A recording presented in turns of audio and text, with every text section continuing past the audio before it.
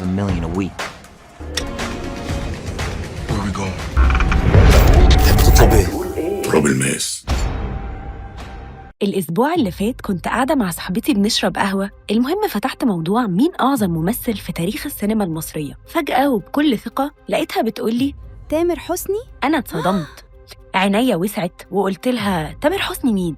قالت لي أيوة، أفلامه جابت أعلى إيرادات في أوقات كتير والناس كانت بتكسر السينمات. هنا خدت بالي إن في خلط كبير جداً عند ناس كتير بين مفهوم النجومية والجماهيرية وبين إتقان حرفة التمثيل. الإيرادات يعني شباك تذاكر، لكن التمثيل ده علم معقد وقليل قوي اللي جابوا سقفه في العالم كله. عشان كده جمعت فريق تيل بلوت وقررنا نعمل الحلقة دي، هنشرح فيها مستويات التمثيل ال7 بالترتيب ونطبقها على 10 من عمالقة السينما المصرية لحد ما نوصل لرقم 1 الجوت. ليفل 1 مستوى الكاريزما والشخصية الموحدة، ده بيرسونا. المستوى ده مش معناه إن الممثل سيء، بالعكس ده ممثل عنده حضور طاغي وكاريزما تجبرك تبص عليه، بس هو بيقدم نفسه في كل الأدوار، يعني بتشوف الممثل نفسه قبل ما تشوف الشخصية. المركز العاشر محمد رمضان. طبعاً أنت هتسألني إزاي محمد رمضان في المركز العاشر وهو نمبر 1؟ يا صديقي، رمضان عنده كاريزما وحضور مرعبة، لغة جسد قوية وصوت مميز جداً بيقدر يخطف بيه الكاميرا. قوته في إقناع الشارع بشخصية البطل المظلوم الانتقامي، لكنه استقر في منطقة البيرسونا. في أغلب أعماله أنت بتشوف محمد رمضان بطريقته وأسلوبه، مش الشخصية اللي بيجسدها. يعني لما بتتفرج عليه في السينما أو الدراما أنت بتستمتع بأداء محمد رمضان نفسه، مش الشخصية أو الدور المكتوب على الورق. بس السؤال هنا، لو الكاريزما والسيطرة على الشاشة كفاية لعمل النجومية، أمال الممثل اللي بيقدر يطور مهاراته ويقدم أكشن ودراما بنفس القوة يبقى في أنهي مستوى؟ 1.5 مليون تانية تحية مننا ليك. تحية. ليفل 2 المهارة والتطور المستمر، Skill and Consistency. هنا بنتنقل لمستوى الممثل الذكي اللي مش بيعتمد على شكله أو حركته بس، لكن بيعرف يطور مهاراته ويحافظ على النجاح ده سنين طويلة. المركز التاسع كريم عبد العزيز. طبعاً أنت اتفاجئت إن كريم عبد العزيز في المركز التاسع. عارف السهل الممتنع؟ هو ده كريم عبد العزيز يقدر ينقلك من كوميديا خفيفة في الباشا تلميذ لأكشن ووطنية في ولاد العم ودراما نفسية معقدة في الفيل الأزرق. ميزته إنه بيعرف يستخدم التعبير الناعم والجاذبية الطبيعية بدون أي افتعال، بيعرف إزاي يستخدم مهاراته لخدمة الدور بدون بهرجة. فبتشوفه في الحشاشين بيهدي الإيقاع تماماً وبيلعب على تعبيرات العين ونبرة الصوت الثابتة، وفي نفس الوقت يرجع للكوميديا بمنتهى السلاسة في بيت الروبي بدون ما تحس بغربة. وهو ده الذكاء والاستمرارية على القمة لعقود. بس هل التنوع والتطور بذكاء كفاية إنه يخلي الممثل يغير جلده بالكامل ويتحول لشخص تاني خالص على الشاشة؟ أنا عايز الرعب يملى القلوب، وعايز كل اللي يعترض على دعوتنا يقتل بأبشع الطرق. ليفل 3 أستاذ التنوع والتلوين، The Versatile Master. المستوى ده بقى بتاع الجوكر، الممثل اللي بيمتلك أدوات مسرحية وسينمائية تخليه يغير نبرته، تمشيته، وحتى نظرته من فيلم لفيلم. المركز الثامن خالد الصاوي. ممكن تقولي دلوقتي إيه اللي يخلي خالد الصاوي يتفوق بوضوح في الفئة دي تحديداً؟ تعال نشوف أدائه في عمارة يعقوبيان وقارنه بشخصية الضابط الفاسد في أبو علي أو المريض النفسي الممسوس من الجن في الفيل الأزرق. خالد الصاوي بيستخدم خلفيته المسرحية في إنه يصنع شخصية ليها بصمة صوتية وجسدية مختلفة تماماً في كل دور. بيتلون زي الحرباية، لما بيمسك دور بيتخلص من نبرة صوته المعتادة وبيغير نطق الحروف وحركات الإيدين وطريقة الوقوف نفسها. اتفرج عليه وهو بيلعب دور الشرطي الصارم بكل هيبة، وبعدها مباشرة بيلعب دور الراجل المجنون. هتعرف إنه أستاذ التلوين وتغيير الجلد. طب لو الممثل بقى مش بس بيغير جلده، ده بيوصل لأعمق نقطة في نفسية الشخصية وبأقل التعبيرات الجسدية الممكنة.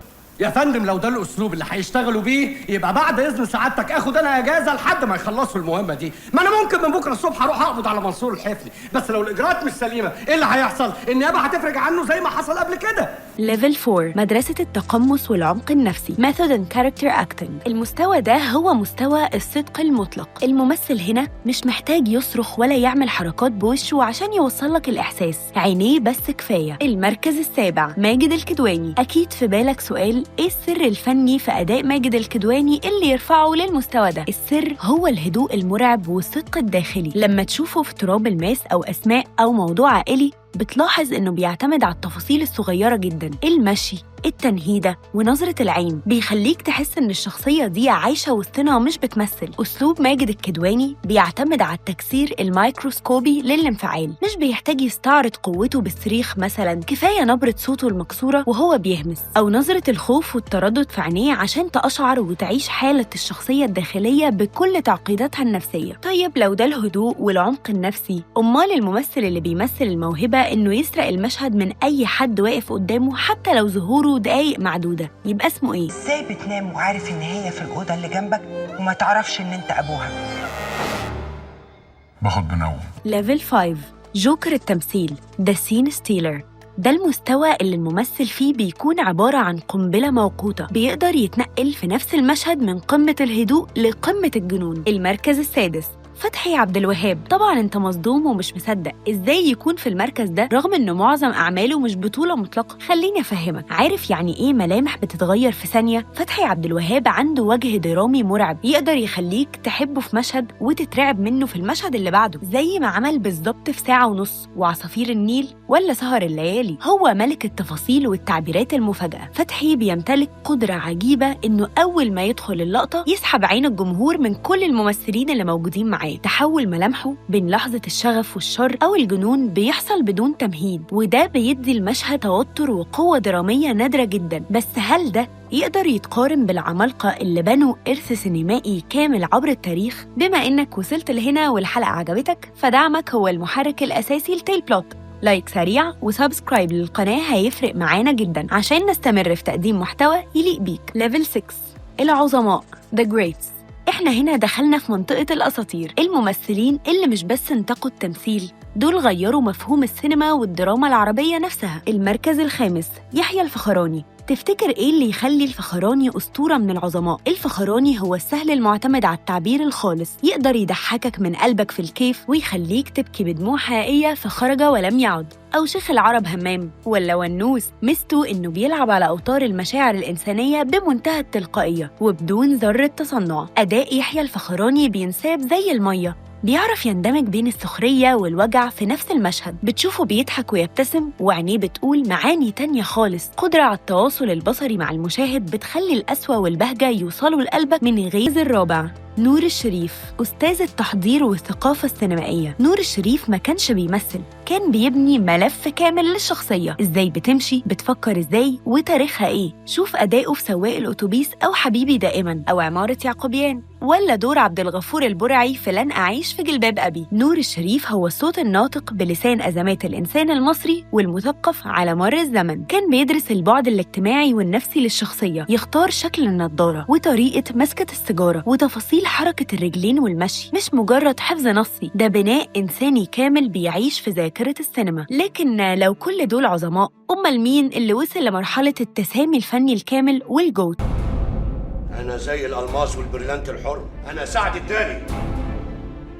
ليفل 7 الأساطير والقمة The Goat Tire. المستوى الأخير التجسيد التام ومسح الفاصل بشكل كامل بين الممثل والشخصية. المركز الثالث محمود عبد العزيز الساحر. يمكن تتفاجئ وتسأل إزاي عبد الملك زرزور في المركز الثالث مش الأول. محمود عبد العزيز كان بيخلق من العدم تفاصيل أسطورية. في الكتكات أنت مش بتشوف ممثل أعمى، أنت بتشوف الشيخ حسني بروحه وضحكته وحركته. وفي إبراهيم الأبيض أو رأفت الهجان كان بيحول لغة الجسد والنبرة لعلامة مسجلة ما قدرش حد يقلدها. العبقرية عند الساحر كانت في خلق الكاركتر الملحمي. لما قدم عبد الملك زرزور ابتكر خامة صوت وطريقة تنفس لدرجة تحس إن الممثل اختفى وساب الكائن ده على الشاشة بملامحه وصوته ونظراته الخالدة.